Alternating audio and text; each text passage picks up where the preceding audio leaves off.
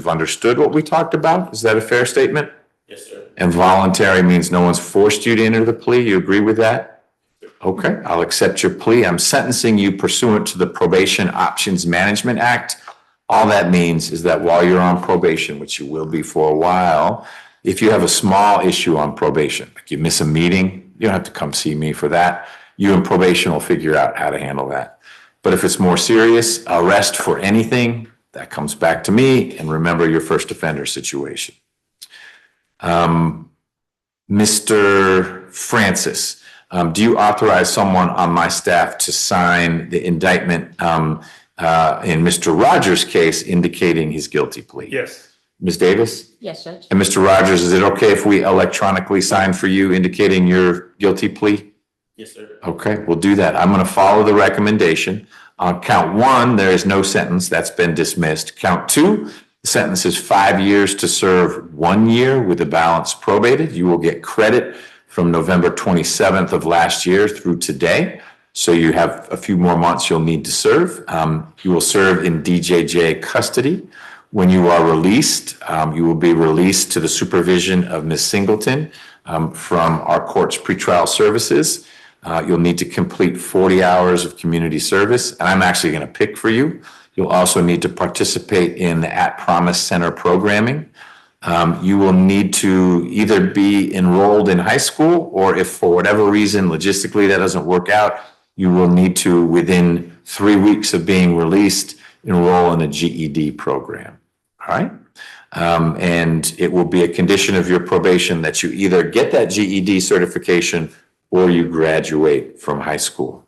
You'll also need to have no contact with Mr. Hawley, that's the guy who got shot, and no contact with either of your co-defendants, Mr. Horn or Mr. Mender. Are they related to you in any way? No, sir. Okay, then no contact with either of them. Any other conditions you had in mind, Ms. Davis? No, just there were a couple of other co-defendants, which I included in the order for Mender. Okay. Did not include in the terms here. Let me see what we had in Mr. Horn's plea.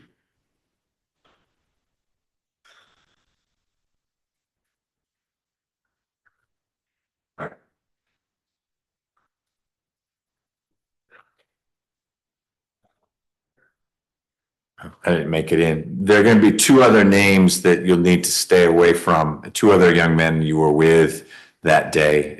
Were you related to either of them? No, sir. Okay, so staying away from them should not be an issue. I'll get those names out of the other order. Mr. Francis, anything else on behalf of, oh, then there's count three. That has to be 5 years. It has to be consecutive. But I will probate that. So your total sentence, Mr. Rogers, as negotiated by your lawyer, is 10 years to serve 1 year with the balance probated. That's a lot of probation, but I will tell you this, if you are doing well on probation, probation's going to come to me to say, could we first make it unsupervised? So that would be after a few years of things going well.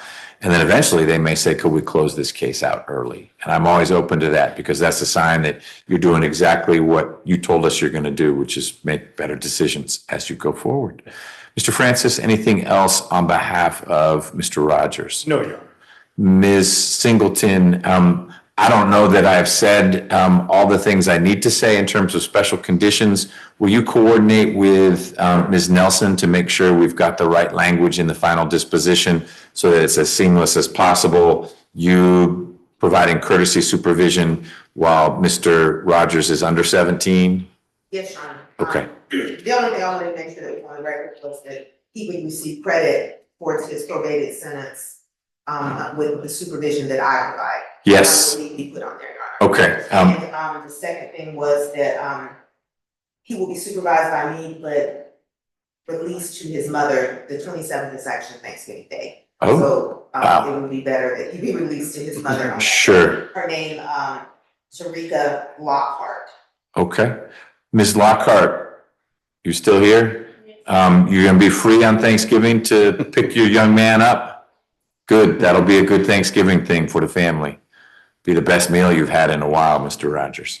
So released to her supervisor. Yes. So physically released to your mother, Ms. Lockhart, but you'll be supervised by Ms. Singleton. And We'll make sure it's reflected on the final disposition, but it'll be on the record now.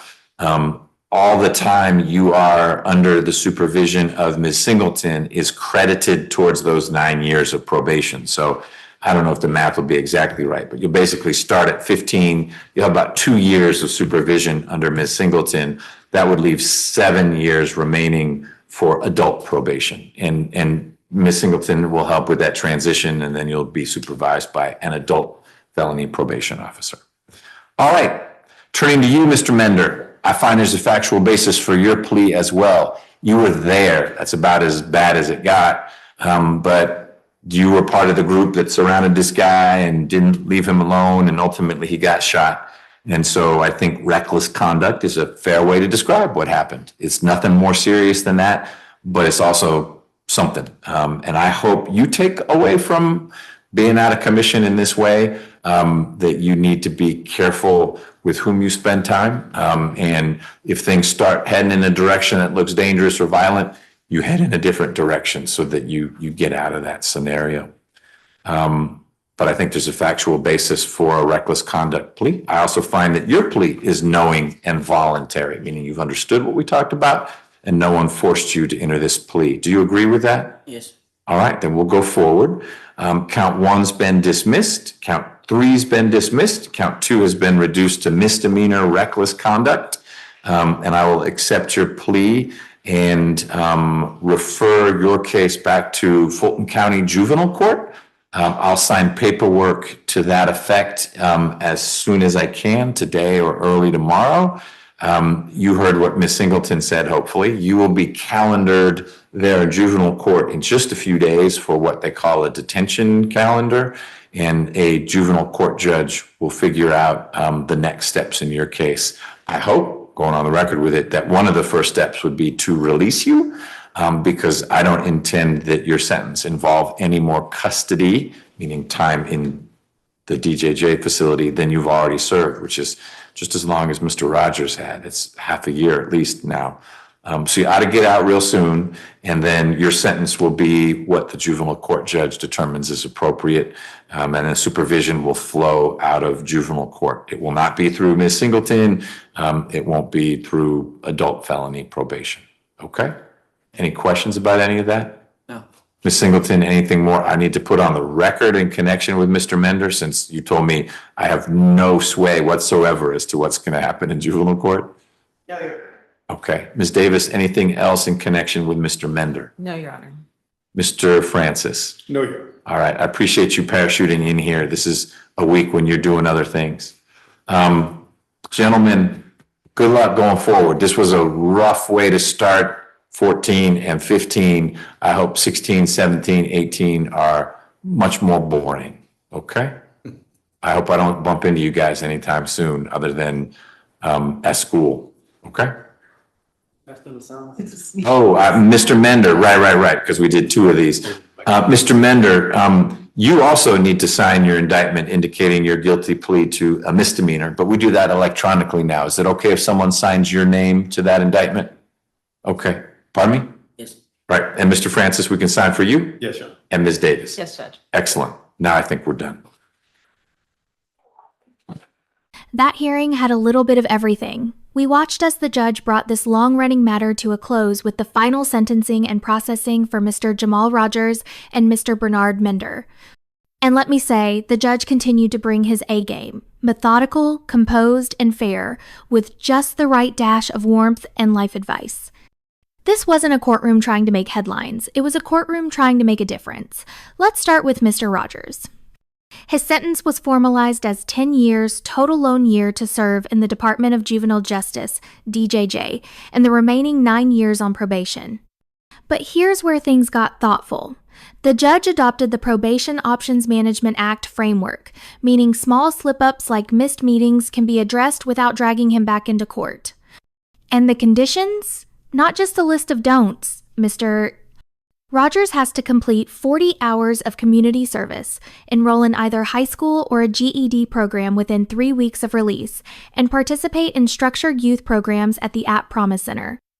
There's also a clear no-contact order involving the shooting victim, co-defendants, and 2 others from that day.